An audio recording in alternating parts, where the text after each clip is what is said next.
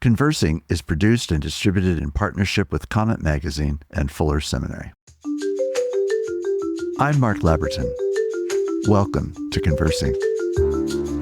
In between my longer conversations with people who fascinate and inspire and challenge me, I share a short personal reflection, a focused episode that brings you the ideas, stories, questions, ponderings, and perspectives that animate conversing and give voice to the purpose and heart of the show.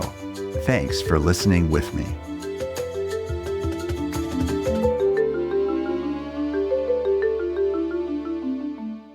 I can't tell you how amazing it is to preach in a glass-walled sanctuary where you can just see everything outside it and everything inside it could be seen by those outside it.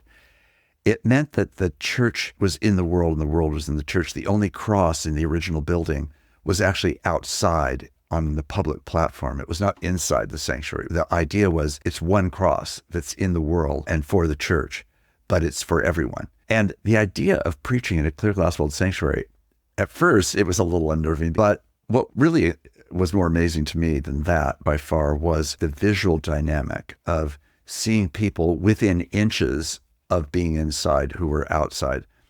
And sometimes in the summer seasons, those windows on that side of the church would be rolled back. And so there would be some interaction between the people on the street and the person preaching. So it was not wholly unexpected that if I was preaching and somebody walked by who was in a condition that caused them to want to interact with me, they could just shout into the sanctuary and it would all be real time, live theater. And it gave me this sense that even if the glass is closed, it still feels like live theater. And the lives that are passing by, I believe, are lives that are made and loved by God with every intense dimension that I would claim for myself or anyone else that I most loved, for the congregation I was serving, for the wider world. And it gave me also a different sense of the urgency that the sanctuary was filled with people who, during the sermon, according to usual sociology, sit quietly and relatively still. But outside, there's all these people moving. And so there's this dynamic of realizing, no, we live in a church and in a world of stillness and of movement. And we need both kinds of activities in our lives.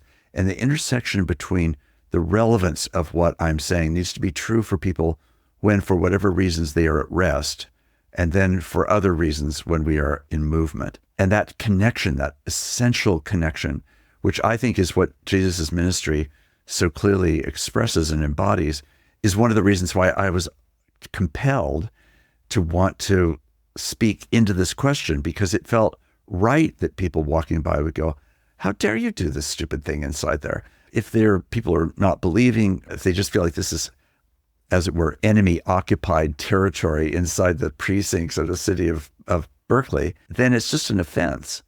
If they're disappointed, they're angry at the church, our church or some other church or the church. It was immaterial. It was all still living in real time. And probably behind a lot of their objections and the offense that they take were probably some very specific reasons, which I wanted to know, I wanted to understand, I wanted to listen to, I wanted to internalize, I wanted to feel like what I was doing in the sanctuary would land as much with realistic speech and tone and assumption in the streets of Berkeley as it would land inside the sanctuary. And it was a good way to hold my feet to the fire.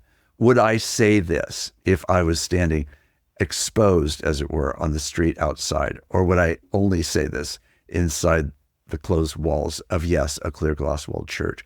So it became a metaphor, a reality, a vivid visual play that was part of every Sunday.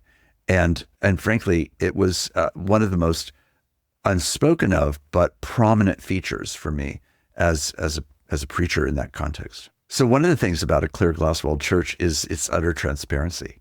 And that was its own major challenge then.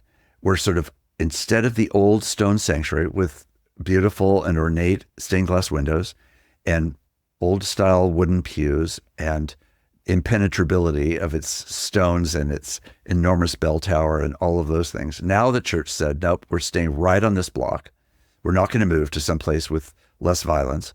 We're going to stay on the corner of Channing and Dana, and we're going to tear down the old stone sanctuary. And we're not just staying, we're going to build a clear glass-walled church. That was at a time when every bank in town to this day has bricked up windows. But First Pres said, no, we're staying here and we're building a church with clear glass walls. And it was the churches saying, this is a transparent reality. We are not doing something here which does not belong in the world. And we're not thinking the world doesn't belong here. We're acknowledging that in this, yes, sacred space, there is a transparency. So part of the challenge was, gosh, you guys, I'm saying to the church inside, are we really paying attention to the meaning of what we're doing here is? Are we really understanding how much of a peculiar reality this is that we're trying to lift up, to name, to celebrate a baptism in public space where anybody walking by could see this important sacrament occurring, or on days when we were celebrating the Lord's Supper and you would lift up the cup and the bread and you would say, this is the body of Christ broken for you. You're thinking, I'm saying these words in a world that is surrounded by people who not only don't believe any of that, but consider it a major offense against their own sensibility about what is most true. Whereas in this context, transparently, we are saying, right in the same world that you're in, we're in, the same kind of tyranny against faith exists inside us, but also around us. And now we're together going to share in the celebration of the Lord's table. Come, all you who are hungry, eat and drink of this body and this bread. We're doing that in public view. Let's be understandably self-conscious, because this is actually making a claim on not just us on the inside of the glass, but by the world that we see just outside it, whether recognized, rejected, or whatever it might be. And then how do we actually live that in a way that's going to be humble, not arrogant, not presumptuous, not full of pride, not insider, outsider, not us versus them, but orienting ourselves toward we are the us. And some have chosen today to be inside the glass and some have not. But the gospel is for all of us. And that expansiveness is part of what authenticates the real gospel.